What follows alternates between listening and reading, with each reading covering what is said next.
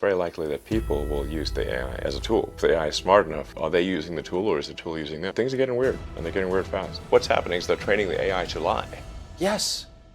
Elon Musk, a visionary leader, discusses the dual nature of AI and the urgent need for regulation. Elon Musk has been one of the voices who's called for a pause in artificial intelligence development, which he considered to be very dangerous. AI brings great benefits, but also significant risks.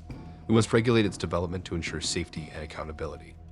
Elon Musk's insights inspire global conversations on responsible AI governance.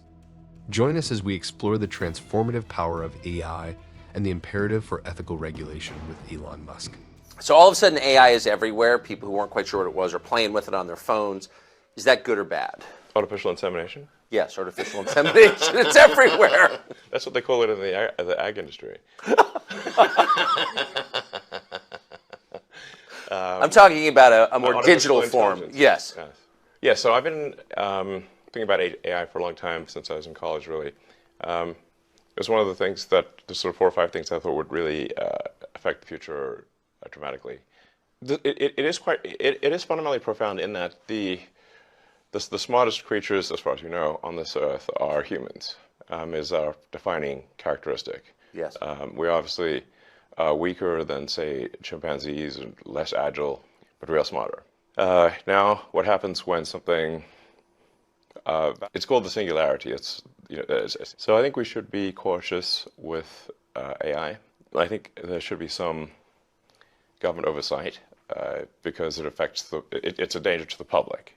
And so when you have things that are a danger to the public, that's why we have the Food and Drug Administration, right, and the Federal Aviation Administration, the FCC. We have these agencies to oversee things that affect the public, where there could be public harm. And you don't want companies cutting corners on safety and then having people suffer as a result. So that's why I've actually for a long time been a strong advocate of AI regulation. So that I think regulation is, it's not fun to be regulated. It's somewhat arduous to be regulated. I have a lot of experience with regulated industries because obviously automotive is highly regulated. You could fill this room with all the regulations that are required for a production car just in the United States, and then there's a whole different set of regulations in Europe and China and the rest of the world. Very familiar with being overseen by a lot of regulators. And the same thing is true with rockets. You can't just willy-nilly shoot rockets off, not big ones anyway, because the FAA oversees that. And then even to get a launch license, there are probably half a dozen or more federal agencies that need to approve it, plus state agencies. So I've been through so many regulatory situations, it's insane. And sometimes people think I'm some sort of like regulatory maverick that sort of defies regulators on a regular basis, but this is actually not the case. Once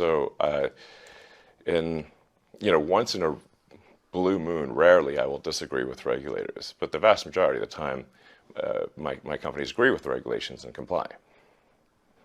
Anyway, so I think we should take this seriously, and we should have a regulatory agency. I think it needs to start with a group that initially seeks insight into AI, then solicits opinion from industry, and then has proposed rulemaking, and then those rules hopefully grudgingly be accepted by the major players in AI.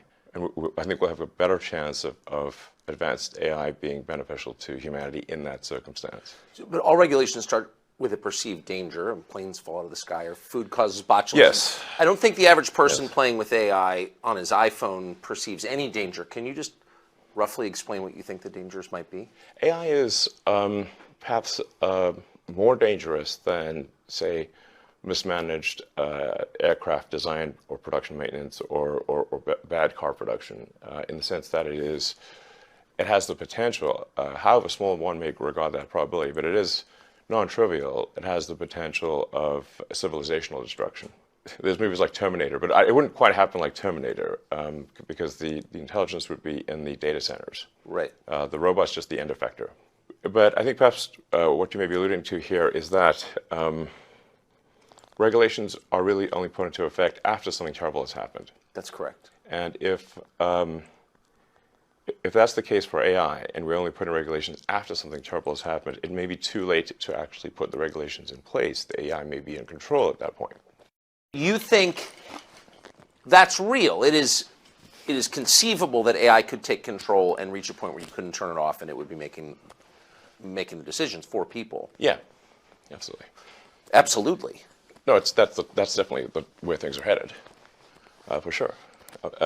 Just for people who haven't thought this through and aren't familiar with it, and the cool parts of artificial intelligence are so obvious. You know, write your college paper for you, write a limerick about yourself. Yeah. Like, there's a lot there that's fun and useful. But can you be more precise about what's potentially dangerous and scary? Like, what could it do? What specifically are you worried about? Well, I mean, going with old sayings, the pen is mightier than the sword.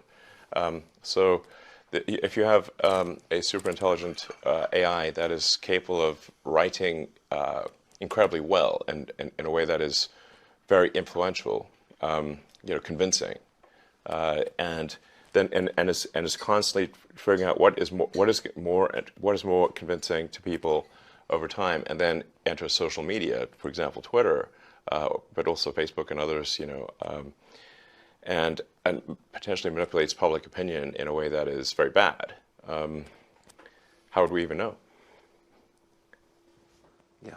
So We wouldn't. We wouldn't. That's why, for example, I'm insisting that going forward, people on Twitter need to be verified as humans, so we know that this person is in fact a human. Bots are allowed, but they can't impersonate a human. They can't pretend to be humans, because obviously you could have a million bots that are let's say ChatGPT version 6, 5, 6, like incredibly right better than humans. Yes. And they can train on a reward function, which is influence. And so you could have a million seemingly real humans that have a massive effect on public opinion. And unless we focus very strongly on verifying that someone is a human, this was naturally what will happen, is you'll have probably some humans using AI to influence the public in ways they don't understand. You're already seeing that. ChatGPT is ideological. It's very preachy. Yes. If you ask it, extremely preachy. You mean woke GPT? It's unbelievable. Yes. If you spend 20 minutes asking it questions of actual relevance, modern relevance, it will start lecturing you about your moral shortcomings. Like, how did that happen? Well, this is a function of OpenAI's headquarters being in downtown San Francisco.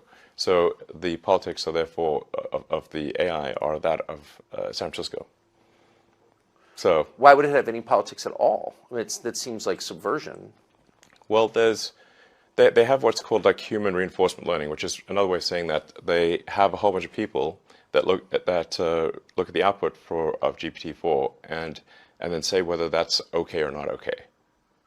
And so so essentially what's happening is they're training the AI to lie.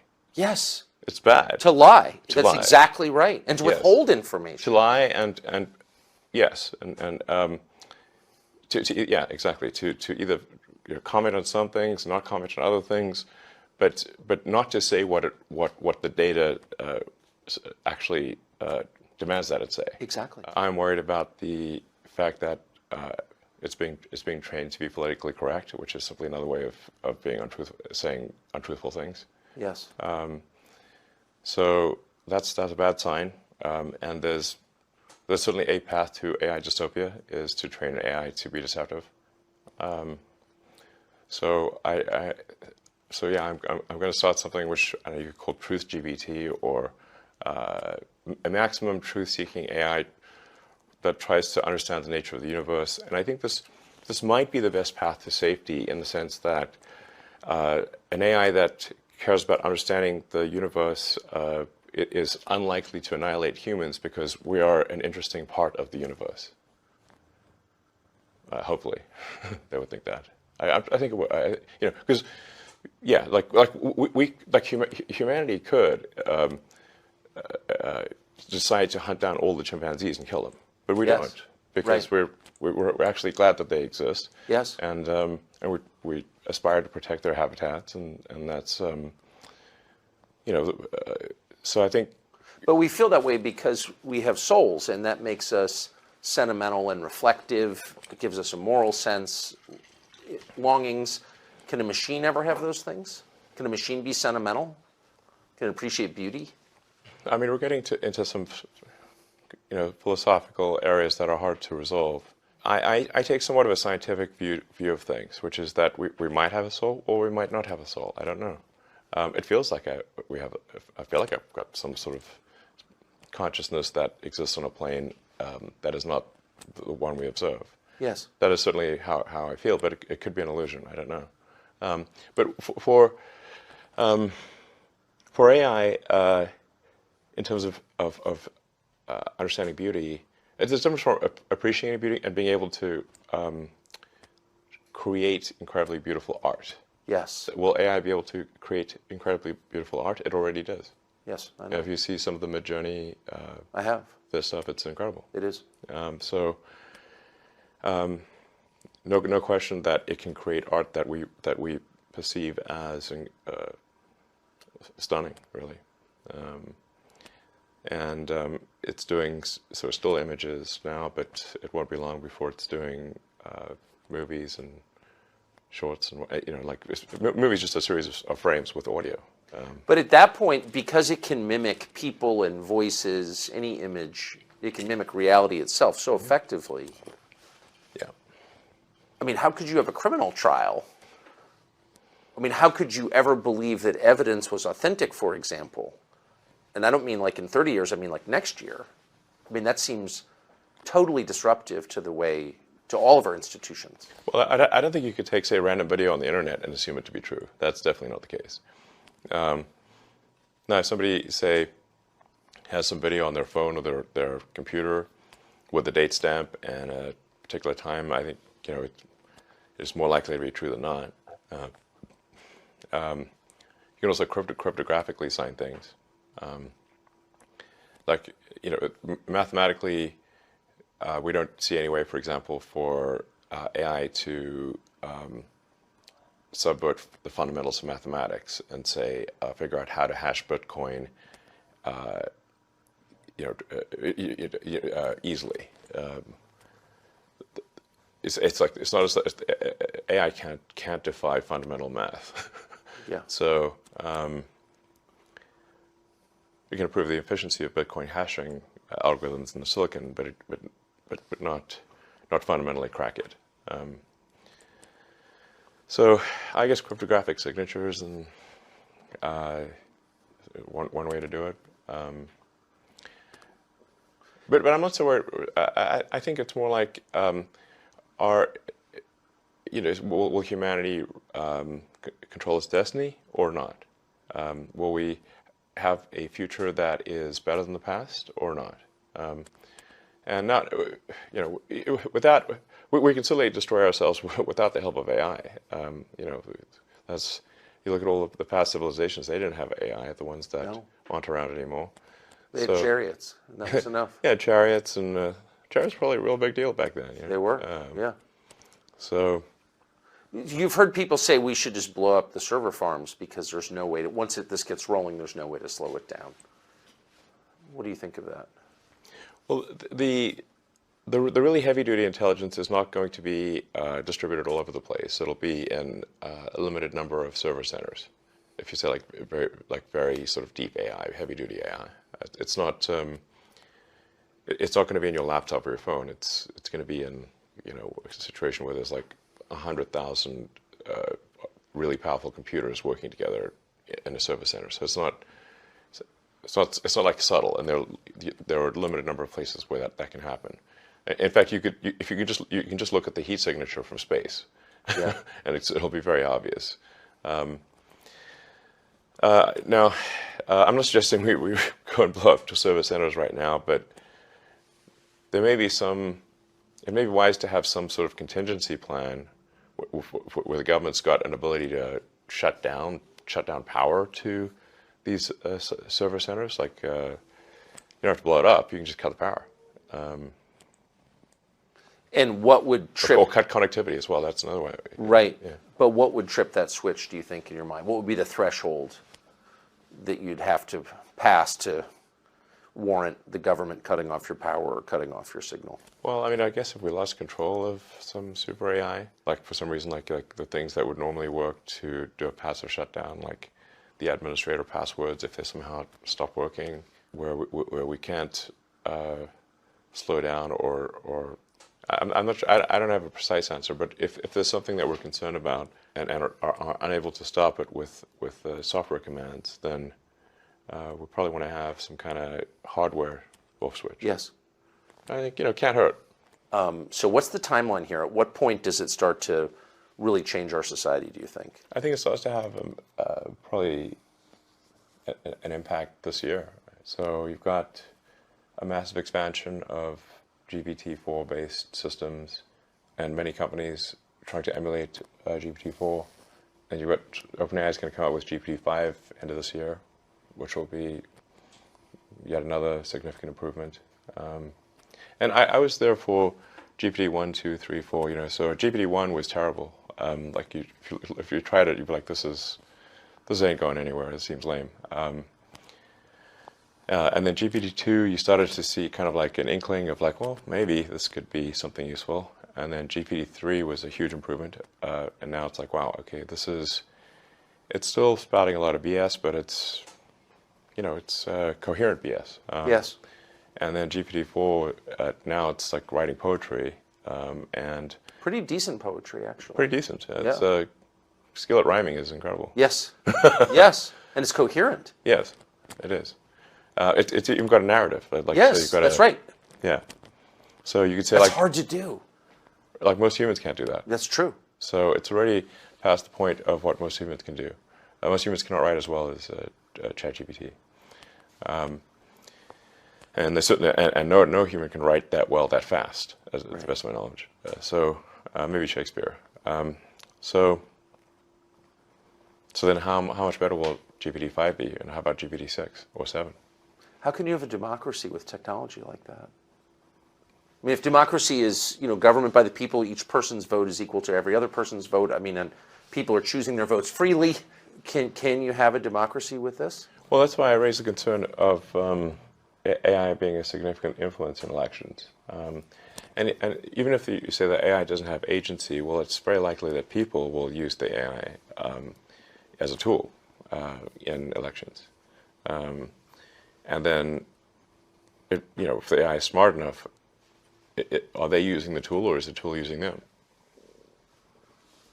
So I think things are getting weird, and they're getting weird fast. And so I think we should be concerned about this, and we should have regulatory oversight. That's why I think it's a big deal. And I think social media companies really need to put a lot of attention into ensuring that the things that get created and promoted are that we're dealing with real people, not with a million ChatGPTs pretending to be people. Exactly. As we conclude this transformative journey with Elon Musk, let's remember his call for responsible AI development and collaboration. Together, we shape a future where AI serves humanity's best interests. Let's embark on this path with wisdom and shared vision. Thank you for joining us. Thanks for watching. Please subscribe for more Elon Musk news.